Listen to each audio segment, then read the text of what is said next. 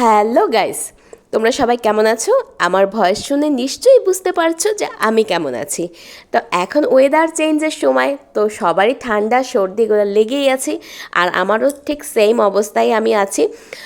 আমি একটু বাজার বের হয়েছিলাম কিছু প্রয়োজনীয় জিনিসপত্রের জন্য, তো আমি রেডি হয়ে নিচ্ছিলাম।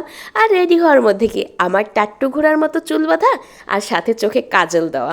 আর যে ঠান্ডা লাগছে তাতে সাজগোজ তো একদম আমি ভুলেই গেছি। আর আমি কাজল ছাড়া পুরাই বেকার লাগে। কাজল ছাড়া আমার সাজে একদম ভালো লাগে না। কাজলই আমার একমাত্র সাজ বলতে পারো।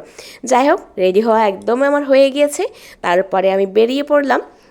আর খুব কাছেই গিয়েছিলাম, কিন্তু বাইরে এত লোকজন ছিল, যেহেতু রমজানের মাস চলছে, সবাই সন্ধ্যার আগে ভীষণ ব্যস্ত থাকে, বাজার টাইমে প্রচুর লোক থাকে। তো প্রথমে এই দোকান থেকে আমি সবসময় মোরগ হাঁস বলো যাই বলো নিয়ে থাকি। তো প্রথমে একটা ছোটোখাটো একটা কক নিয়ে নিলাম, মানে একটা মোরগ নিয়ে নিলাম। আর যখনই আমি পেঁয়াজি বেগুনি খাই, যে সময় খাই না কেন, আর রমজান মাসের টেস্ট একদমই মানে কি বলবো আলাদা লাগে। আর এই সময় এইগুলো না খেতে পারলে আমার একদমই ভালো লাগে না।